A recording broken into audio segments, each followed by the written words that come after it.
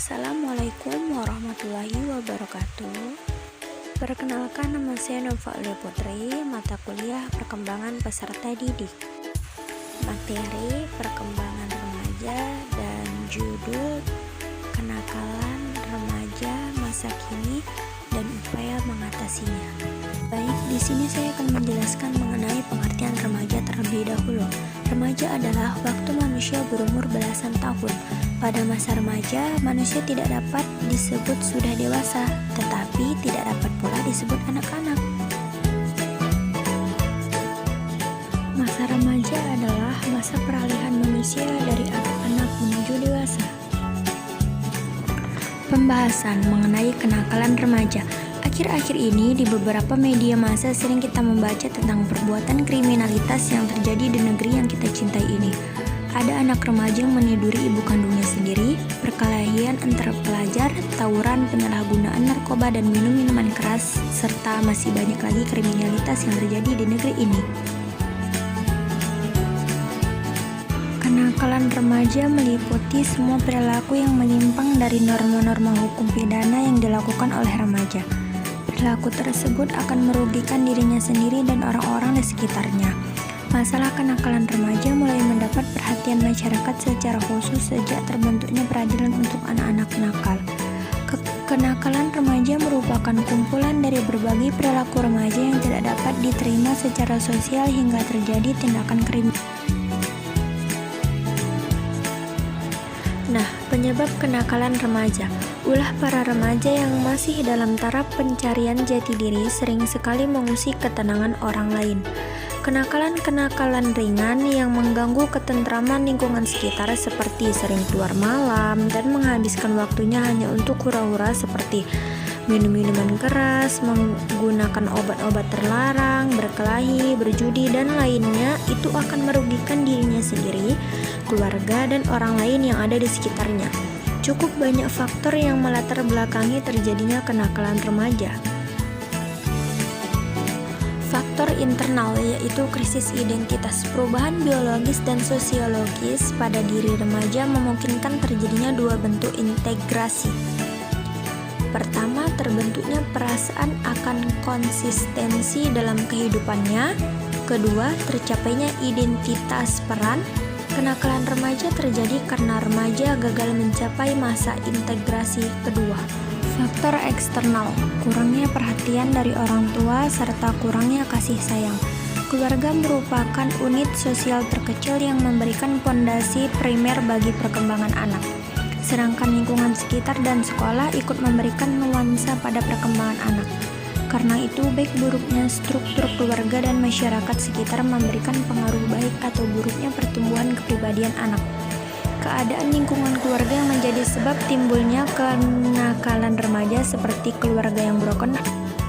Faktor penyebab terjadinya kenakalan remaja yaitu yang pertama, anak kurang mendapatkan perhatian, kasih sayang dan tuntunan pendidikan orang tua, terutama bimbingan ayah, karena ayah dan ibunya masing-masing sibuk mengurusi permasalahan serta konflik batin sendiri. Kedua, kebutuhan fisik maupun psikis anak-anak remaja yang tidak terpenuhi.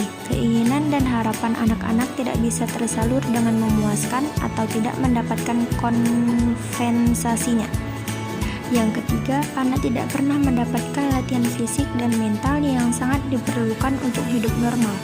Mereka tidak dibiasakan dengan disiplin dan kontrol diri yang baik.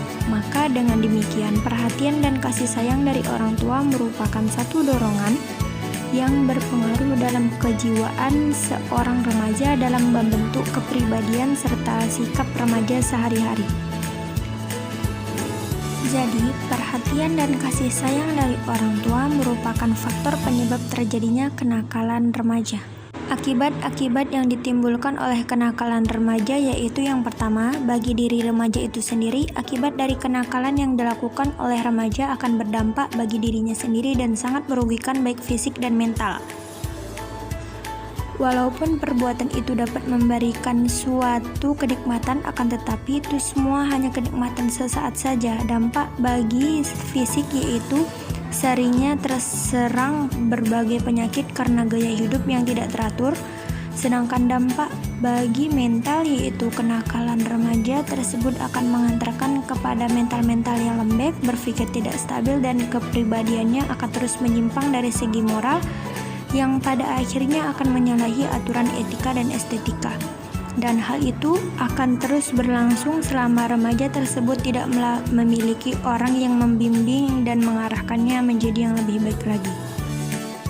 Yang kedua, bagi keluarga, anak merupakan penerus keluarga yang nantinya dapat menjadi tulang punggung keluarga apabila orang tuanya tidak mampu lagi bekerja.